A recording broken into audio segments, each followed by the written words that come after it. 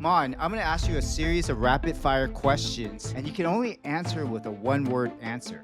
Okay, ready? What's the most corrupt practice you witnessed inside the BIR, and does it still exist today? Wait, one word for that? Yes, Are taxpayers being extorted in the Philippines? sometimes, Does the BIR reward corrupt officers more than the honest ones? usually, Is it true that some contractors get tax clearance even if they're cheating? yes. Is the BIR's biggest problem incompetence or corruption? Both? This is hard. You don't let me explain, but yes, both. Does the tax system punish honest business owners? Kinda, yes. Is the Philippines losing billions in taxes every year? Trillions. Is capital gains tax actually hurting the real estate market? Yes. Is digitization enough to fix the BIR? No, you will just digitalize corruption. Are we ready for tax reform? We're trying. Who's more corrupt, the BIR or politicians? Politicians, period. They're also tax evaders, not just corrupt, period. For years, Filipinos have asked the same question. Why does our tax system feel broken? Today, we're talking to the one man who saw it all from the inside. Mon Abrea wasn't just a BIR examiner.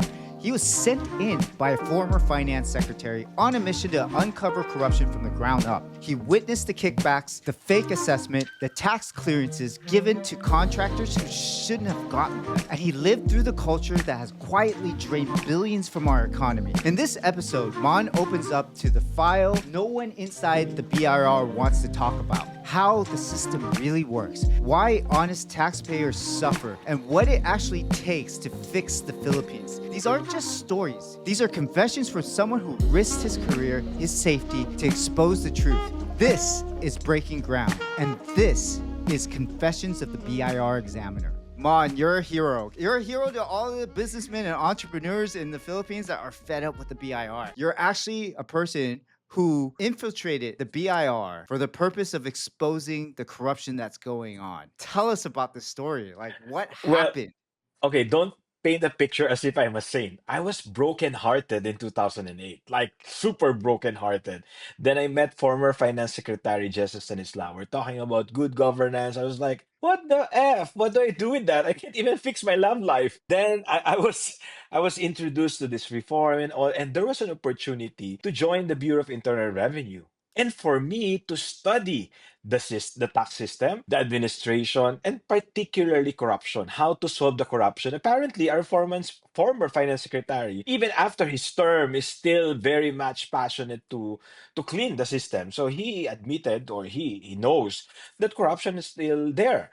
So I was like, I don't care. Then he said, what do you care about? What do you want? I want to study in Harvard. That was 2008. Then he said, there's an opportunity. If you stay in the bureau, you can be promoted. There's an opportunity to study in Harvard. Then I just changed my mind. Okay, I'm going to BIR. So Wow. it wasn't really like a self sacrifice. I would say it was self-serving, but in the process, it changed me, John. I saw how corruption kills people, how corruption kills businesses, and how corruption made the rich and powerful richer and more powerful. And that to me is devastating. Remember, I was a college professor back then in San Beda for 5 years. So my mind, my background, everything is just so ideal. And I would say most of our professors are like that. You are being taught to do the right thing, to think that way, this way, never think bad. I mean, I was so overwhelmed. And the corruption is in different levels, from petty to the biggest, from an ignorant taxpayer to a very influential politician. Some of them are still in Congress and in Senate because their political dynasty, family businesses flourished through the years. I don't know, but what I can say, John, is one of my good friends, Senator Bam, said, Mon, I don't think you have fixed the problem. I agree. But I Wow. think we have empowered more people because they know they are not just a victim. Sometimes they are a collaborator. They are also one of the reasons why we end up this way. Mon, were you actually sent to the BIR to expose the corruption that's going on? Not to expose, to study. We were never after putting down anybody. And that's why in any of my interviews, I never mention a single official or examiner or a particular district. Okay. The goal is not to name shame them or to call them out in public, but to be more strategic and to come up with a more palatable solution. And during the time of Senator Sani Angara's Ways and Means, we talk about it. Mon, will increasing their salary help improve it? I said, definitely yes, but not entirely. Remember, during my time in 2009, I became an examiner. Every payday, John, I only get 5,000 pesos. Every payday. And I get to audit 30 companies or 30 taxpayers at a time. It will never go down. The moment I settled five, it will be replenished. So I get 30 cases every time. And some of them I am totally clueless. I have no idea how to look at it. I'd never experienced working in that kind of company. There was no training for me to audit it.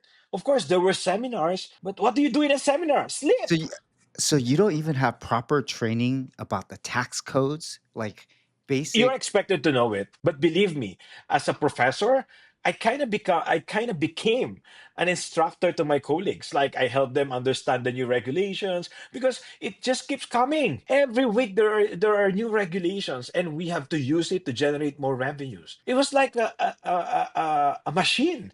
You can't feel anything. You cannot stop. You have to keep collecting. Dude, that's stressing. And you Yeah. see these corrupt politicians, the government, splurging and spending it unwisely or obviously to benefit them. So I don't think there's a benefit to collect the right taxes at all, nor for taxpayers to pay the right taxes at all. Let's face it, nobody wants to pay the right taxes. Even the church doesn't want to pay taxes. Right, of course. You have hypocrisy on both sides, right? So you have people who definitely are trying to dodge every single tax possible. But let's say I am an honest taxpayer. I'm a real estate investor, right? So it's kind of hard to cheat on your real estate taxes, right? Because you own I wouldn't properties. say all of you are honest, but I would give you benefit of the doubt. I'm not As saying a all real honest, estate all person. real estate investors are honest. Your property taxes that are due, for example, I mean, it should be based on some proper assessed value. In any case, you can't run away from paying taxes when you own real estate. So let's say I want to report honestly. Am I going to get a fair shake from the BIR in the Philippines? It depends if you do it properly. Like we have anti-red tape authority where you can report as anonymously. There is a BIRE complaint where you don't need to expose your company or your identity. There are a lot of ways, John. But the thing is, what is really the intention? Because I'll be frank. Sometimes they complain because they cannot negotiate it based on their terms. A lot of them have benefited from it as well. For the longest time, they're just paying what 100,000 to 1 million to the BIR so that they get away with it or so that they settle the case right away. But the question is, did anyone ever ask how much do they really need to pay? Or most of the time, the moment they hear the number, they look for a fixer, a lawyer, a consultant who will help them get away with it. So that's why what I was saying, John, is let's be honest first. Nobody wants to pay the right taxes. That's why when we launched the genuine reform, it's not just educating the public. It's also revisiting our policy and the rates. We have the highest rates. Income tax at 35%, VAT at 12%, and as you've said, capital gains tax 6% based on gross. Dude, these are all a lot of taxes. And who pays them? Normally, the ordinary ones. Politicians, they don't pay. If you're enjoying this conversation, make sure to subscribe to our channel. We want to bring more honest and meaningful conversations like this to you. Also, leave a comment. Your feedback helps to shape this channel, and let me know who you want me to interview and what questions you want to ask. Now back to the video. I want to just walk us back to the story of how you learned about the BIR. You were an examiner. I want to paint a picture of what happened. You were sent by the former finance secretary into the BIR to study and learn about the BIR so you can create what? A proposal of something better? Yes. So the idea is when the opportunity came, former Finance Secretary Jesus Stanislao, he was my mentor, he's a good friend, and he said, would you be able to help us study the corruption? Your suggestion, your ideas, recommendations will be used not just for this administration. Remember, that was under GMA. And I stayed crossover to Aquino administration. That's why I had three commissioners John. I saw how it changed first week and everything goes back to normal after first week. What was it like when you first walked into the BIR? What shocked you the most? It's like a market. Everyone is just haggling, negotiating, paying. So I felt like there was even a time that at least before I left, there is a poster, a slogan, no to fixer, no to fixer. I was like, everyone's a fixer here. So nobody should be should stay. Everyone should leave the building. And this is the practice. Every Monday we have a flag ceremony. Then you have this panunumpa sa watawan. After that, at least during my time, somebody will talk about value of the week. So you talk about good values. And I remember one time I was assigned to talk about matapat. So I talk about matapat. Dude, the moment we went back to our desk, everyone went on their business. So it's like, oh, dude, this is a daily hell experience. What a hell of an experience. Okay, so the people working there, the examiners in there, they didn't like their job. Tell us what a And day of work yeah, felt like. you know, John, it's hard to judge them because they have different stories. Some of them, their parents were already BIR examiners or customs, or you will be surprised. They have their own conglomerate. There's a relative in commission and audit. There's somebody in customs. There's somebody in ombudsman, and one is in BIR. So it's like it's also a family tree in different branches of government.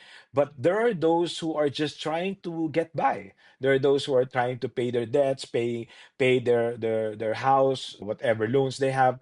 But there are those who just want a good future for their kids. They send them to private school, which they can never afford if you rely on, at least on my case, 5,000 pesos every payday. I can't even send myself to anywhere. It different cases. That's why even the fact that one senator is saying they made 70% out of that.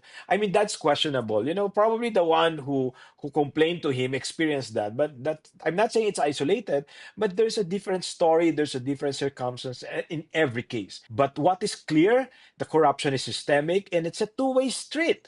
If your goal is to attack examiner and blame them for this corruption, you can never solve the problem because they're just one side of the coin. There's this taxpayer, and let's not forget the entire bureaucracy. And the entire agency is like designed for corruption because politicians can meddle with any case. Tell us how the system is designed for corruption, how it works. I don't know how the BIR works. A lot of people don't know how it Well, works. number one, it is an attached agency of the Department of Finance. Their mandate is to assess and collect. So whoever is appointed as a commissioner, your main goal is to hit the revenue target. Second, all the examiners are under the salary standardization. Therefore, their pay is really low at salary grade 11. Most examiners during my time, we are at salary grade 11. That's 12,000 a month. So that leaves us 5,000 more or less every payday. Now I think they are already at 30,000. But dude, you're assessing hundreds of millions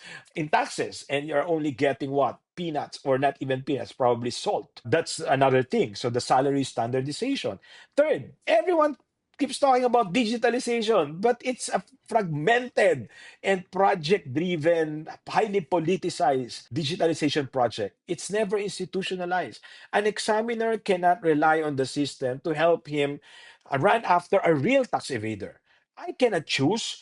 I cannot make a risk analysis. I just get a name and okay, audit John Dan. Dang! Now it's up to me to be creative, to be imaginative. How do I assess John? Or maybe he owes the government 1 billion. How does the BIR determine who to audit? Is there some sort of system to point out the high risk individuals that are likely? Because I can imagine with today with AI and all the data that we have, you can use it to say, oh, this guy seems like he might be evading taxes. We should go after Yeah. him. How does that work? Is it some random number? Like how does the BIR choose who to go after? Well, they claim it's electronic because at least the letter of authority is issued electronically. That's why it's now called ELA. Before it's LOA, or letter of authority, it's now called ELA, electronic letter of authority, and it is based on the priority program decided or issued by the commissioner. And normally, all large taxpayers, those with the sales of at least 1 billion, and government contractors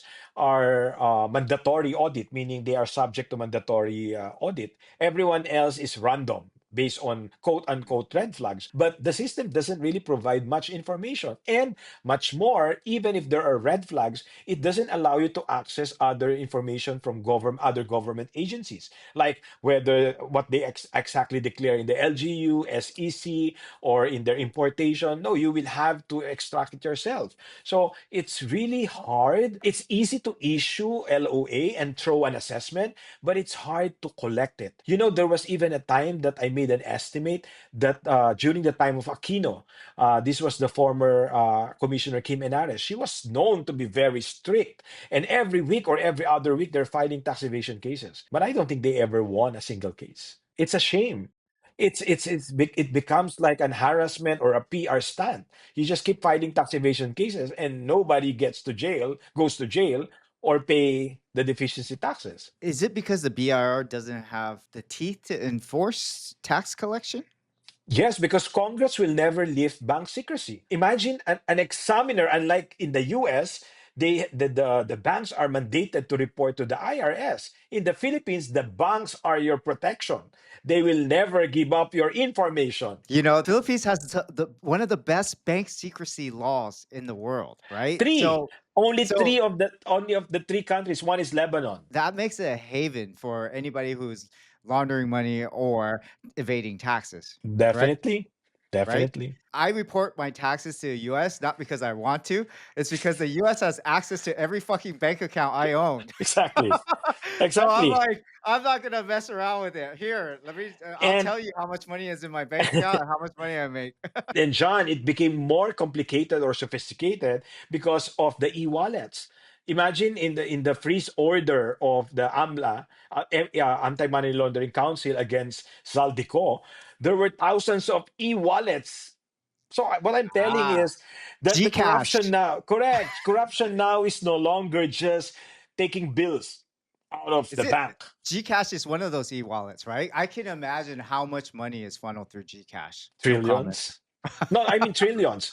But of Right. course, it's not just Gcash, but trillions. And remember, they are on a hot seat right now because of the e-gambling that are being transacted through their account. Actually, I heard somewhere that the reason why Gcash doesn't want to go list on the Nasdaq is because of the compliance of all the financial records and stuff like that, or opening up their books and stuff. I don't know if that's true, but Yeah.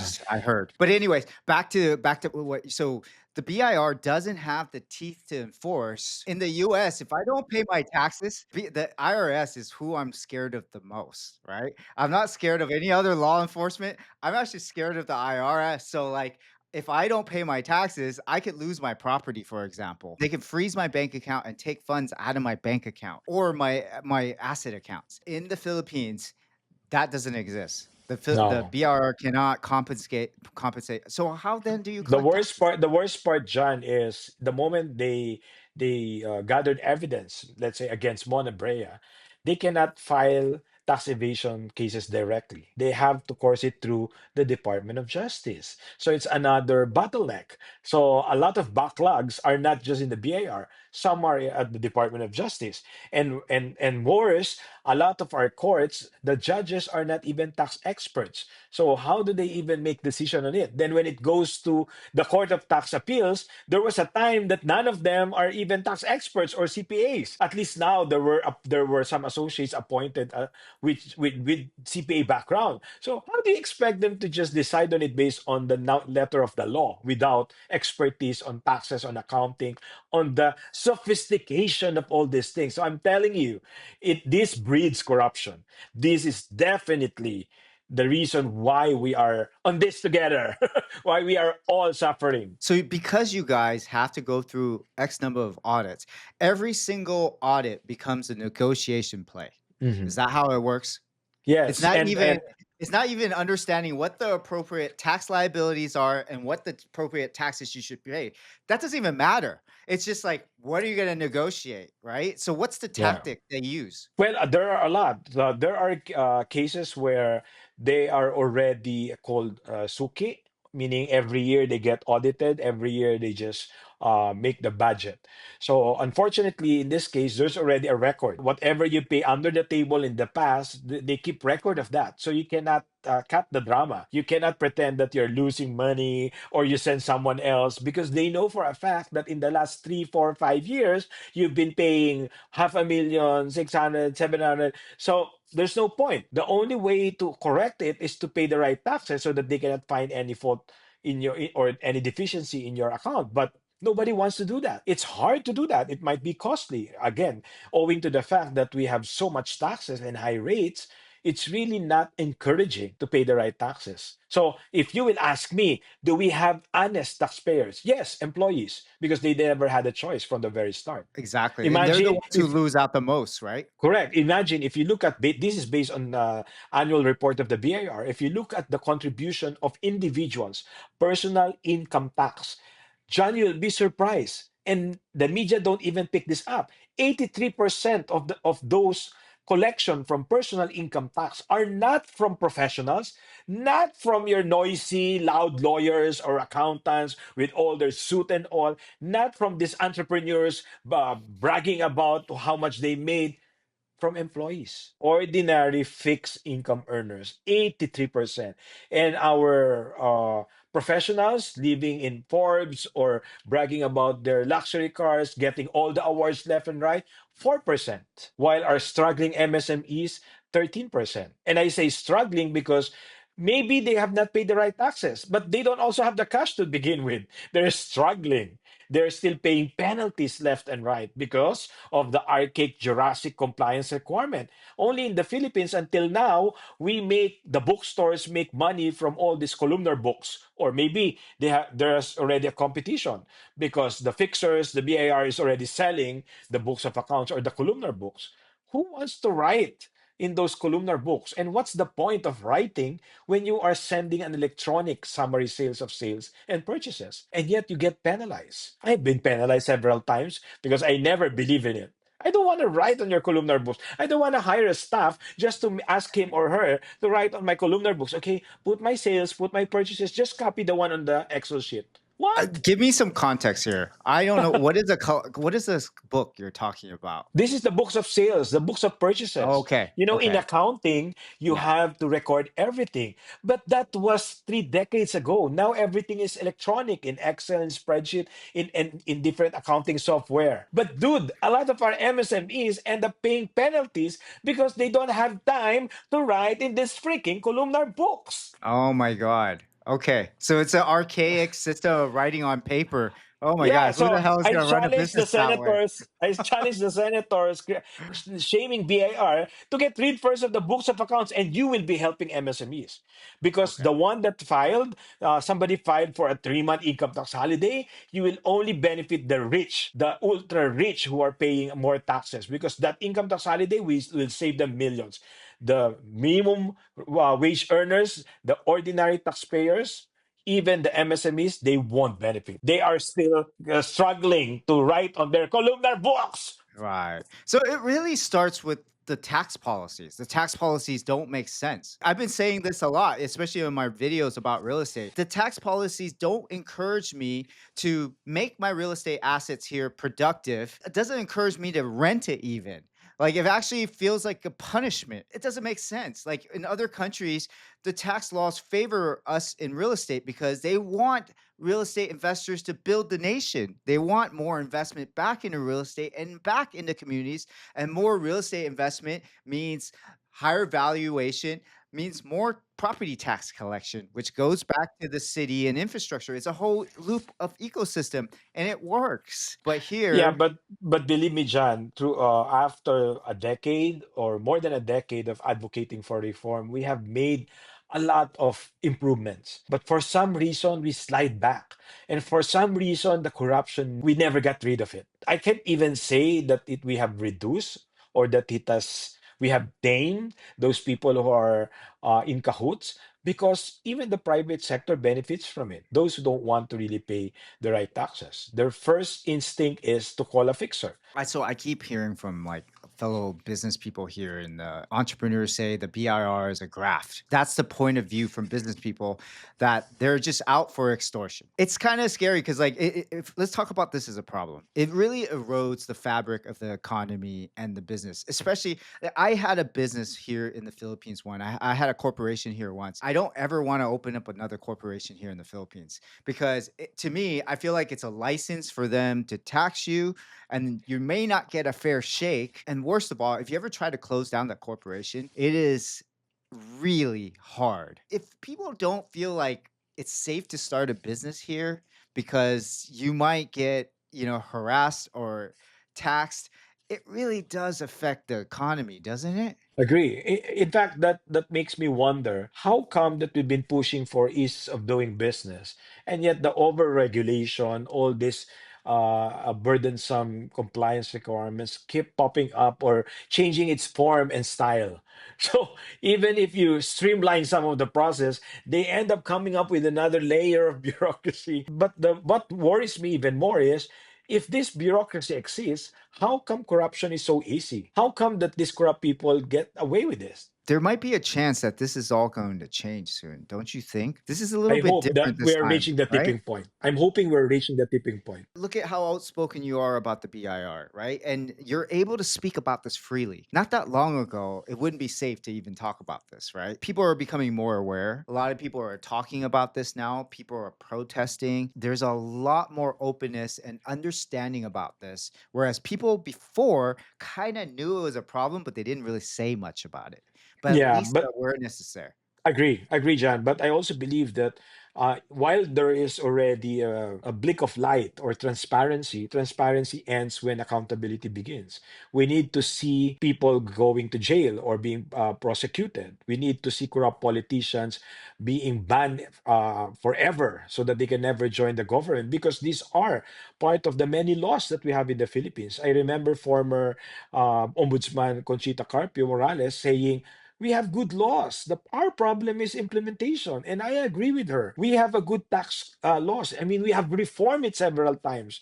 And I am one of those promoting it to our foreign investors. But for some reason, once it gets implemented, people have a tendency to go around it, take advantage, and make more money. Or they're so entitled of their money that they use first their finger to point at the government being corrupt without realizing that they are as corrupt as their government for not paying the right taxes. Well, that's a cultural thing too, right? But anywhere in the world, rich people find ways to not pay taxes. That's just the way it is, right? In the States, and the wealthy, the people who own assets, they understand this game.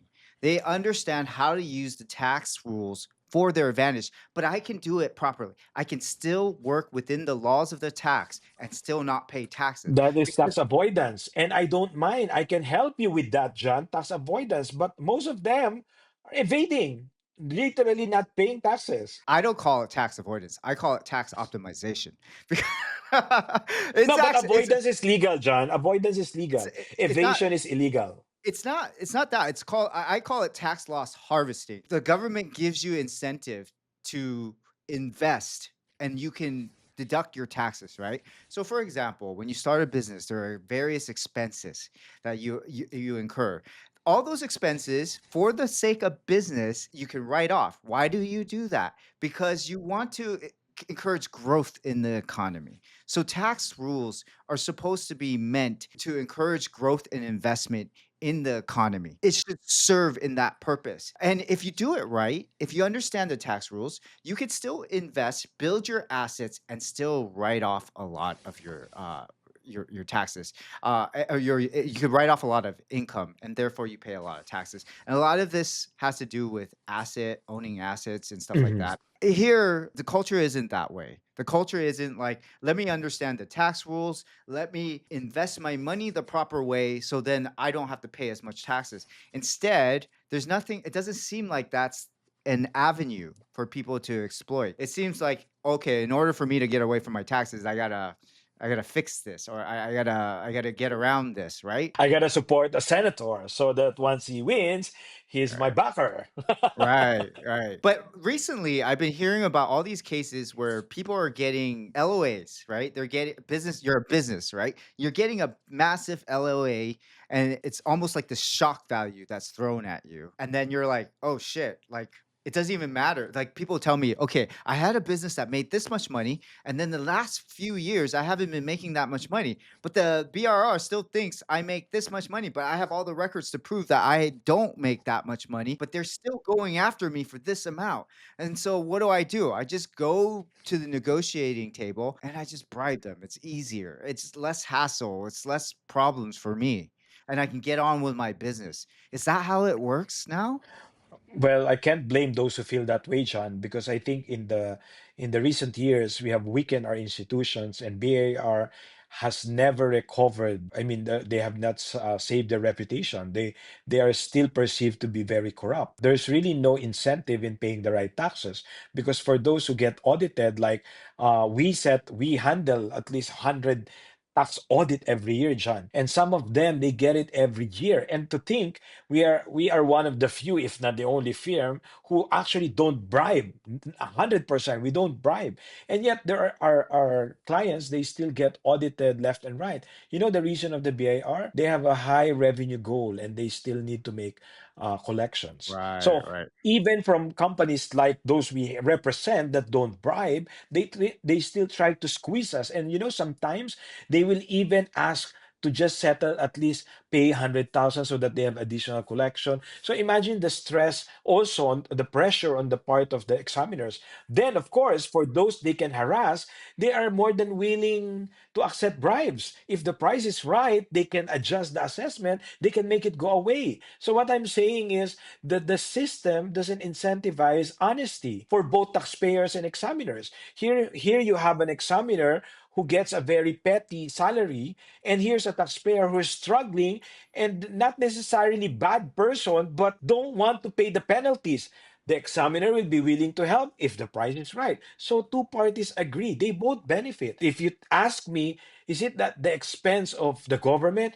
No, if you try to think of it, they help each other because they don't believe in the government to use it properly in the first place. So Exactly. those Yeah. lack of trust or loss of trust has ruined or has literally uh, brought us to our situation right now. Dude, you're so right. Like, if I think the BIR is going to be corrupt and they're going to try to tax me for some outlandish figure, then of course I'm going to have two separate books. I'm going to have a book for myself where I understand the profitability of my business. And then I'm going to have another book for the BIR. And I'm going to show this much profit because the BIR is going to come after me for as much as possible. So this is my way to mitigate it. So it's this cat and mouse game that doesn't make any sense. But when in fact, in business, I make money, pay your taxes. Like if you made money, pay taxes. Fine. The more money I make, the more taxes I pay. That's fine.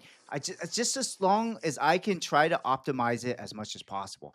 I'm making money anyways. But if I have a system where it's not fair, I don't think it's going to be fair to me, then of course I'm going to try to cheat or not report my So rental it income it or now whatnot, right? becomes so it becomes now a part of their business cost. They know that they will have to shell out 500,000, 1 million to settle their annual BIR audit. So what I'm saying is, the World Bank has been recommending the risk-based audit, but for some reason they never adopted it. So they keep auditing the same company. So the loss here, John, is not just under the table.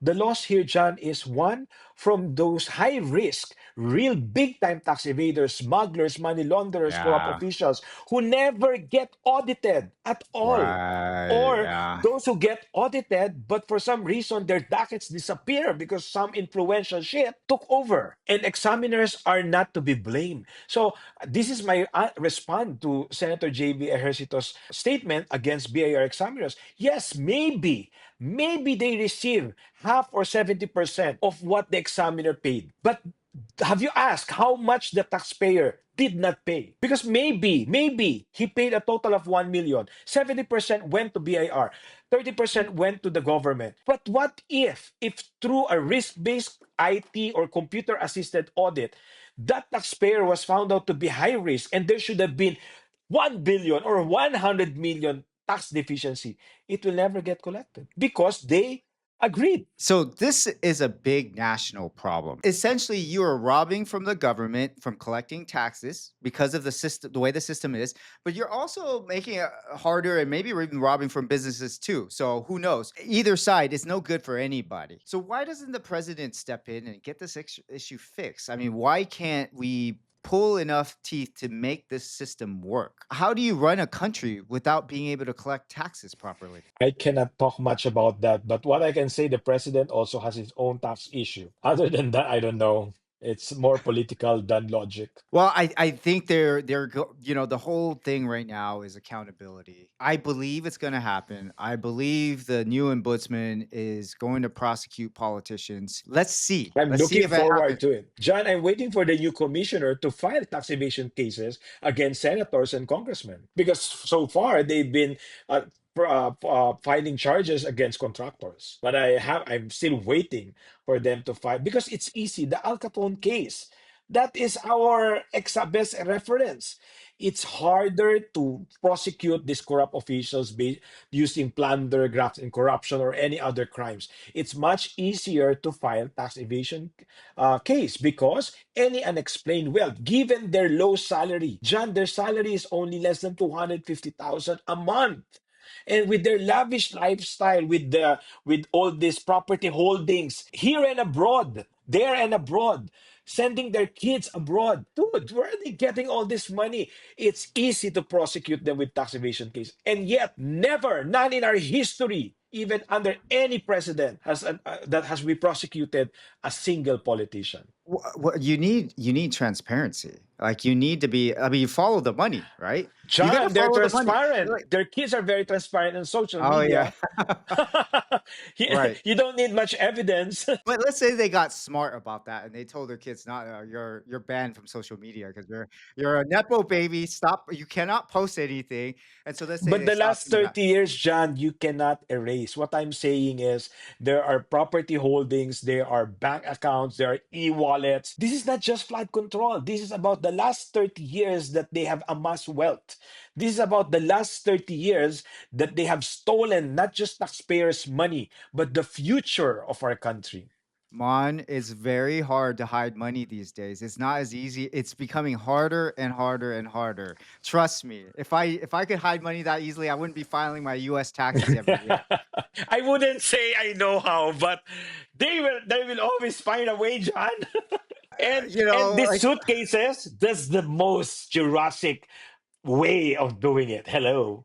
it's just easy in the Philippines because the Philippines, like even the land registry authority, none of the titles are digitized, right? So it's very Yes. hard to get any transparency within the real estate industry as it is, or the real estate. But John, since you mentioned real estate and this is your industry, let me just give you a picture how corruption has literally ruined our economy, especially the future of the Philippines. A lot of vast lands in the provinces are owned by these local politicians. I know a mayor of a political dynasty who owns the land they lease to SM, who owns the Okay. land they lease to a lot of commercial buildings. How did they do that?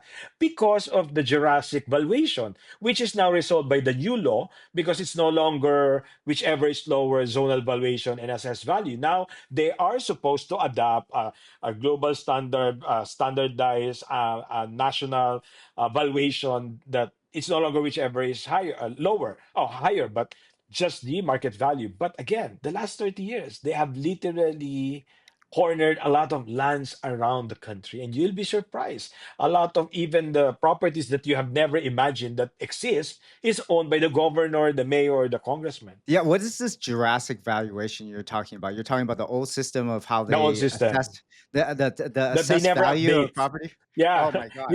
you'll be surprised, John. The zonal value ideally should be lower, but it always is higher because the assessed value is literally peanuts. Here's the problem of how they assess values in the Philippines with real estate. It always goes up, but it doesn't go down. But in reality, property values do go down. Most everywhere, properties go up and down. It's cyclical. It's either static or it only goes up. It doesn't go down. So of course that's going to affect your assessed value. Okay, let's just say we are able to get tax reforms. I think a lot of things have to change. I mean, there's no way everything is hurting right now, Mon. Even the PSE, nobody's investing in the Philippines anymore. People aren't investing in real estate. All this corruption is killing everything right now. It's killing the economy. It's got to change. They have it's almost like they have to experience so much pain before they really make that change. And I think that time is coming. And let's say they do. How do we change this? How do we make the system work?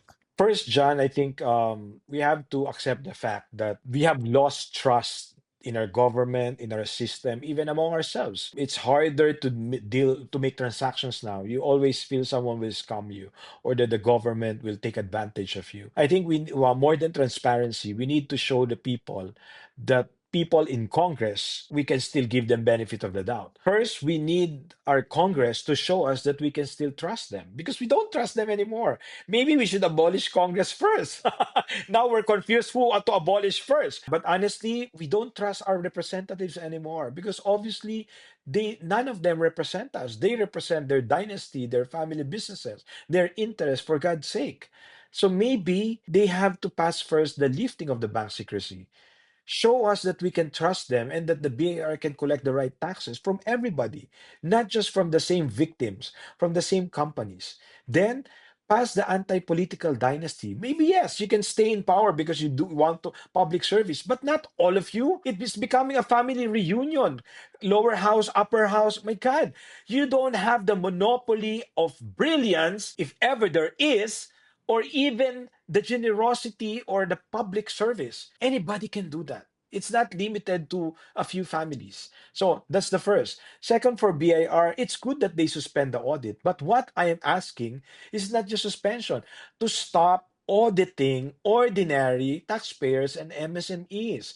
The World Bank has said it. They have recommended it years ago. No commissioner will ever be believable unless you adopt a risk-based audit. Why? Because everybody gets a share. We go back to my story. I was never a whistleblower, John, but as a former examiner, my heart bleeds every time I see that the under the table gets splitted. You need to remit to the bosses. And during that time, after Malacanang. So imagine, we are like factory workers working for the big guys. Many people think that the examiners are the culprit, they're the bad guys. Maybe, but they're the smallest in this mafia. They have the lowest share. They Even have the the lowest examiner, share. so the examiners, they have to kick back to the bosses, right? Yes, they cannot survive. Otherwise, they'll be thrown in some islands where you can collect shells, not taxes. Isn't that kind of mafioso? Like, That's exactly what I'm saying. yeah. And don't ever tell me that our politicians are not guilty. They meddle with this reshuffle. They meddle with the appointment of whoever is in the bureaucracy. That's why I was saying if we cannot make it fully automated, that there's no removing discretionary power, maybe in the deepest of our hearts and soul, maybe we have to abolish it and create a new one away from this corrupt political system, away from this from politicians meddling with our tax system. Because first, they don't pay taxes. Second, they protect their donors and affiliates. Third, they mess up with the examiners who do not bow to them. I experienced that. I won't say it. I don't consider and I will never consider myself whistleblower. They lose their lives and career for God's sake, John. But what I'm saying is it's happening. So for BIR exam, if you want BIR to function well, we need to protect them as well. Pay them well. Protect them from these corrupt politicians, from this corrupt system. Maybe there will be hope. But to just persecute them, Yeah. dude, who are you? How You're how right. how clean are you? Are you a saint? Everyone's pointing the fingers at the BIR, but it's really It's the easy. It's system, and easiest. it is all the people on top too, right? And it's the system that's so yeah. If you abolish it, you still need to collect taxes. Yes, but it's run by private company. It's like a GOCC. They have independent budget. They don't beg for money from Congress because that's the power of Congress. John, it's hard to disappoint a congressman. It's hard Yeah. to say no to these people. They get back at you. You will never be promoted. You will be reassigned in some islands. I know it happened several times in the past. And that's why what I'm saying is we don't just abolish it because we hate BIR. No, we are trying to protect them. We're trying to save them so that maybe time will come that we can collect the right taxes. But right now, it's hard. So when I say stop the audit, don't audit anymore the struggling MSMEs. Focus on the high risk, high yield industries, politicians, government contractors, their campaign donors, because they will not keep donating hundreds of millions if they don't get anything out of it. Maybe there's a reason, but for some reason they were never audited. So to the new leadership in finance and BIR, we are willing to work with you. But believe me, you will just waste your time if you keep listening to the pressure or get affected by the pressure of the Senate. Maybe this is a distraction, John. We're calling BIR to audit the lawmakers, and now the lawmakers are calling to audit BIR. Come on. Is it Mm, timing? We yeah. want lawmakers both in lower and upper house to be audited. We want all politicians in local and national government to be audited. But now they are attacking the very agency, calling them most corrupt. We know that already. This is not news. Why are we allowing this distraction? The enemy is not the BIR examiners. They are not saints, but they are also victims of this system. And if we bring them to the Senate Blue Ribbon, we will be wasting time because it's a copycat. It's a mafia. Everybody gets a share. So why? What do? You send them to jail? How about the taxpayers, the tax evaders, the fixers, the accountants, the auditors who keep signing materially misstated financial statements from small to the big firms? What happens to their accountability? I'm not saying we're hopeless. What I'm saying is we don't need another distraction. And I hate to say it, this PR stance, it should not work. And to me, it annoys me. Yeah. Yes, maybe because I'm outside the country. That's why I'm more annoyed because I cannot hit them. But the point is, what we have forgotten, we have MSMEs who are struggling, who will just shut down operations just because they cannot afford anymore to pay the penalties. Under the ease of paying taxes, we reduce the penalties, but John, it's still not enough. Some of them, they really don't have cash. They make sales, but their cash drops. So who's taking care of them? Nobody. Do you expect BIR to take care of them? That's not the mandate of BIR. So they will get mad at BIR, but the examiners are just doing their job. If you did not accomplish the books of accounts, there's really a maximum penalty of 50,000 pesos, John. That's a matter of fact. That's in the law. But that makes the examiner heartless. So who will now be there to save the day?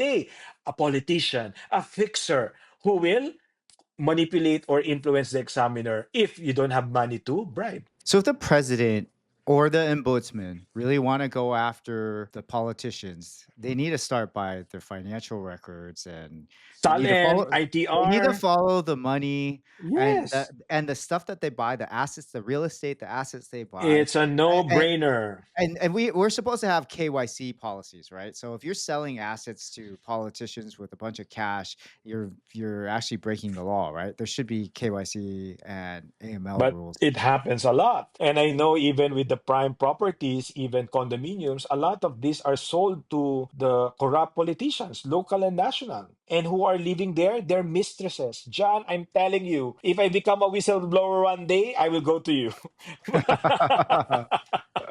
Yeah. So, but okay, Too much I want. information. Yeah, there.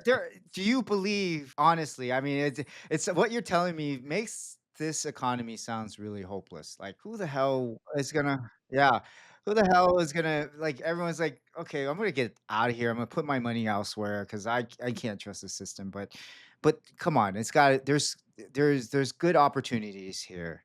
And there's got to be hope for a better future here. Like, I mean, what's it going to take? I keep asking that. You said, okay, abolish the BIR, restart this, go after the politician. If that happens, is that the first step? Is that the first step for us to see real change in this system, to see politicians actually have accountability? Is that what you're saying? Yeah, I think that's the first. We want to see that we weaponize our laws, particularly our tax laws, against the corrupt politicians. I mean, they are not just guilty of corruption; they're also guilty of tax evasion and the loss of public trust. From there, maybe we can move forward. But I'm telling you this, John. Maybe we think the BR examiners are all corrupt, but if you just deal with them with respect and with honesty, you don't need to pay under the table, and they will be also be very cooperative to help you with your case. It doesn't happen all the time. Maybe some are really greedy, but I'm telling you, we are all in this together. We end up in this because we lost trust from the system, from each other, for the government. We don't have the trust anymore. So we want first the BIR to prosecute corrupt politicians. I think that's a way to move forward so that taxpayers can no longer use it as an alibi not to pay their taxes. Mon, let's just okay. Assuming that the situation is what it is, and it hasn't changed for so many years, maybe it's not going to change. Can you give advice to investors like me or businessmen here, or whether they're local or foreign businessmen? How do they deal with this? What give us strategies on how to deal with the BIR? Well, first is never make that mistake to bribe or to get a fixer. While it may appear to be very pricey to deal with the reputable firms or law firms, get somebody that you can trust. And I say this with a grain of salt. Don't take my word for it. Do your due diligence. Somebody who may be referred by somebody you trust who's not a fixer. Because the moment you deal with a fixer, that's the end of it. It's like Pringles. Once you pop, it won't stop. But once you started it right, John, I'm telling you, we're helping a lot of foreign companies and MSMEs. They get a better sleep right now. And whenever they watch me on TV, they're just like clapping their hands. Yeah, we are paying taxes. We don't bribe. Because that's true. It can happen. How do you do it right? You mean like obviously have your tax records, your accounting records, be clean about your expenses and everything else, and then when you get audited, you submit everything properly, like clean. This is my real records. That's what you're suggesting, and I'm not going to get penalized for that. Yeah, but what I'm saying is, first, I think is you get a good auditor. A lot of companies, they just get an auditor who signs. They don't Okay. or review or audit. That's bad. That because that exposes you not only from potential tax penalties, but from your accountant also cheating on you. I remember a friend was complaining about it. Then I reminded her, didn't you ask your accountant to underdeclare? Oh, then also underdeclared the report to you. So come on. If we want transparency and honesty, we have to live by it. We do not just impose it to the government or to the BIR. Let's be honest. And I tell this to everyone who runs to me when the moment BIR is already pressuring them. Wait, be honest. Did you bribe in your last audit? How much? Because they are expecting it. And don't expect me to just make it disappear. I don't have that magic wand. Be honest to me. Tell me everything. Then we know how to move forward. So once you bribe them once, they're going to keep coming back for more. Yes, they have a record. Mon They Abrea, know. 500,000, 1 million, 2 million. It keeps going You up. mean you mean they actually keep the record of the bribes they Yes. collect? In my first article, I called it the black book. Okay. But So now I why think doesn't it's electronic. why does it if they want to audit the BIR, if they want to come after the BIR, go after that black book. But, dude, what I'm saying is they may be the small fish. Yeah, yeah, right. But Remember, even the BIR, when they touch the rich and powerful, the docket disappears. I'm telling oh you, man. it's more than what you have ever thought. It's way, I bet. way. So what I heard is all the big businesses, even the conglomerates have two books. They have a proper book and then a book Who's they their report. auditor? I don't know. So are you saying that businesses, is it true that businesses do that? And are you saying they shouldn't have two books? They should just report transparently? Yeah, agree. And make use of the provisions of the law to avoid taxes, avail of incentives, exemptions, this and that. And I'm telling you, there are a lot of ways now, especially with the reforms. But the thing is, some they still don't trust the system. Some they still don't trust the BIR. And I can't blame them. But what I'm saying is, it's not impossible. It's there. The option is there. Okay, exactly to your point, right? Let's say I'm a businessman or investor. I'm going to report everything honestly, which I normally do. I'm going to take advantage of every tax incentives. Like I want to depreciate the factory or depreciate the property that I own because I know these are phantom losses that I could write down or reduce my income or a profit. Should I trust that the BIR knows how to assess that properly, understands the tax code, and is going to give me a fair shake? I mean, should I Yes, assume that? yes, John. As long as it's properly documented, yes. And you have to be properly represented as well. Because if someone who represents you has a reputation of paying bribes, they won't talk about it. They will just ask for bribes. It's Pringles. Once you pop, it won't stop. So you have to you have to make sure you get the right accountant and a good auditor. That's why I'm also asking the Senate to be more strict as well to professionals, because they should lose their license for signing fake or materially misstated financial statements. And John, it happened several times. I was the resource person during the Farm Mali Senate Blue Ribbon investigation. The accountant admitted, the auditor admitted, for what, 4,000 pesos? She signed it without even seeing any of the documents. So in short, the Farm Mali never had inventory, warehouse, nothing, but she signed the financial statements. And I was bashed by my fellow CPAs. They were saying I was disrespectful to the old lady. Dude, this is not about respect of age. This is about our professional accountability, our license. We are given the license so that the public can trust whatever we sign, whatever we do. And yet, you have accountants and auditors who are either fixers or who sign with a blind eye or closing their eyes. I don't know. We we have a lot of bad accountants and auditors here. I would say I've experienced that. We have a lot of bad accountants here. And they So don't I even they don't even train. How can they audit an industry that they don't even know how it operates? They don't even spend time. Why? Because they need more clients. That's why we are also asking the Senate to remove the audited financial statements to MSMEs, because their income is so small. Let them just submit whatever. But for the big ones, let the auditors work hard in auditing and signing their financial statements. But for the small ones, we don't need audited FS for 1 million sales. and people don't understand, even the IRS in the US and the BIR, they don't have enough resources to go Exactly. after every tax evader. The way Oh, tax system let's works. get there, John. Yeah. Let's get there. You know how many examiners do we have? How many? Less than 5,000. Wow. And how many businesses do they have to audit? I mean, how many records do they have to go through, right? Probably 5-10 million companies. So it's like there's not enough resources. Tax system is very much an honor system. Every year, I report my taxes honorably in hopes that I don't get audited. Right? There is an integrity in the system. There needs to be a level of trust and integrity for the system to work. It's like that in every country. Most of the time, you submit your taxes, you get by. Nobody's going to audit you. But every now and then, you might get audited and you prepare for that one very time. But you need to trust the system in order for this to work. If you don't True. trust the And system, substantiation should be enough to lower the assessment or to get rid of the assessment. It should not go through several levels of negotiations, pulling strings, this and that.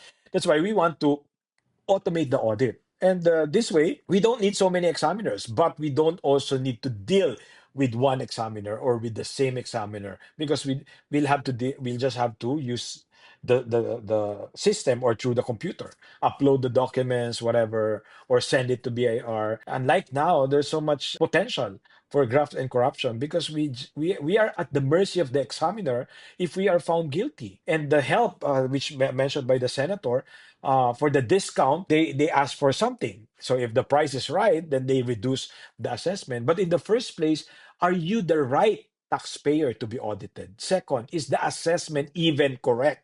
Third, how much is really the deficiency and what documents should be provided so that it can be removed? So these things are no longer considered. In fact, in our study at Duke University, I took this executive program for tax policy. The question was not how much taxes a country, or especially for a developing country, is collecting, but who are you taxing? Who are paying, and how much are they paying? And in the Philippines, we don't ask that. You were surprised when I told you 83% of personal income tax are from employees. And yet we have all these lawyers in Congress representing criminals making a lot of money. Where are their taxes? Why are they not paying taxes? it makes sense. If you only have 5,000 examiners or auditors or whatever, you can only do so many. So you might as well go after where the potentially the biggest tax evaders are, because you need, at the end of the day, you still need to bring revenues for the country. But the reality, John, is if the big fish is the donor of the president, or the senator, you'll be in trouble. I'm telling you, I'm giving you a picture of what it is to be an examiner. I'm the only former examiner who allows himself to be interviewed and be exposed this way. So I'm telling you, no tax expert in the world can give you a perspective of what I have. I've been there. I know how it is to be an examiner. You make a little shit, but you're exposed. One Right. wrong move, you're thrown out of Right. whatever. Mon, You're done. that's why to me, you're a hero. Okay. You're the only, Please, you're one of the I still want few. to live. A hero without superpower? Well, this is your superpower, right? You're calling it out, and you're one of the few who is outspoken about this and who is actually speaking up. Kudos to you. I hope Thank you you. continue. I hope you continue forward. And I know you wrote a book about this. Can you tell our audience about your book and Yeah. what it's about?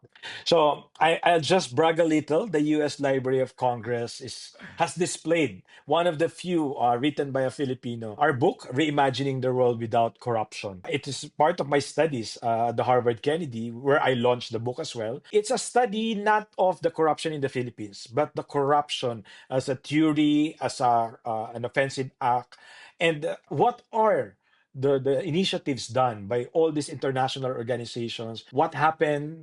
Were they successful? What are the prominent cases? And moving forward, it's more of a reflection, John. What is our role in actually addressing corruption? Maybe we don't realize that we are guilty of omission. That's why it continues to propel. Maybe we don't realize that we have the expertise to solve it. And maybe by reading the book, we will be able to do something worthwhile. Because obviously, even with the efforts of the United Nations, the World Bank, OECD, the Transparency International, all these international organizations, corruption is still there around the world, not just in the Philippines. What our problem is, it disproportionately impact the poorest of the poor because every peso stolen is taking away that better future, that classroom, that hospital or medicine, whatever should have been used for our people is being enjoyed by a few corrupt politicians. And I always say this, it was also written in that book that we already proposed to the United Nations Convention Against Corruption to include tax evasion in the list of offenses under corruption so that the whole world will unite to not just run after them for corruption, but for another offense, which is tax evasion. Because for every corrupt bribe or extorted money, it will never be declared. But legally, it is subject to tax because it's after the US tax code, or at least in the Philippines. So imagine how we can improve our governance if we can eradicate them. Maybe we can never recover the stolen money. Maybe because even the ill-gotten wealth from the Marcoses were never recovered 100%. Maybe we have to give up and move on. But at least we can prosecute them and impose the perpetual disqualification that come 2028, they will no longer be in our ballots. And that will be a good start. And maybe we don't need to abolish the Congress, but we can abolish political dynasty. So we urge the Congress to save your ass or your faces past the lifting of the bank secrecy. Maybe the anti-political dynasty will never be passed, but at least with the lifting of bank secrecy, to empower BIR to run after the big-time tax evaders. And for the new commissioner, Jan, please do not be victimized by being doing the PR stunt. You don't need to be popular. You don't need all these phrases from big businesses. Some of them are also big-time tax evaders. Run after the high-risk, high-yield tax evaders. Show us that the law will be weaponized to run after them, to protect MSMEs, to protect ordinary taxpayers, and to promote honesty in paying taxes. Maybe from there we can move forward and Right start on, seeing a Mon. better future for the Philippines. I really hope so, man. I love this country, and I want to stay here, and I want this to be better, and I don't want to have to leave again. So I hope that comes true, Mon. If they want to buy your I book, where wanna do they I go? wanna come home. I also wanna come Why don't home. you come home? Are you afraid? Are you afraid to come home? I'm not ready to be back in government. I Okay. think I need to stay away to help promote the Philippines, to build the credibility as a global tax policy expert in time.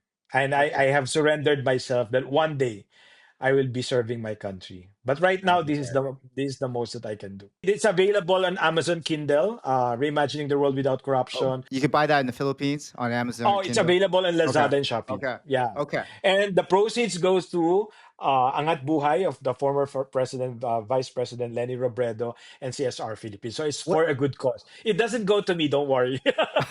what's the title again? Yeah, the art Reimagining the World series, Reimagining the World Without Corruption. That's book one, and book two is Reimagining the World Without Climate Change. And next year we are launching Reimagining the World Without Poverty, and that's to complete the series. So hope you will enjoy reading, learn a lot from it, and reach out to us.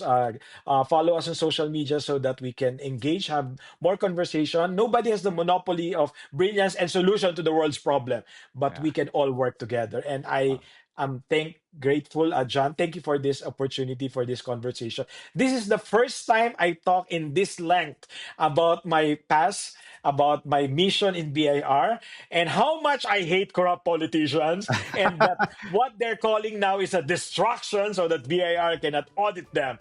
We Uh, need BIR to audit Congress and Senate. I love it. I love it. I thank you so much, Mon. I've been trying to chase you down forever to get you on this show. So thank you. Thank And you gotta you. come back if we ever come back to the Yes. Philippines, or if I go back to the US, I want an in-person interview. Yes, yes. I promise that we can do in person when I'm in. If you're still in Manila in February next year, I'm definitely there. Okay. February, March. Then I'm back to the US. Okay. I'll see you then, Mon. Yeah, Thank you thank you very very much, much. John. Thank you.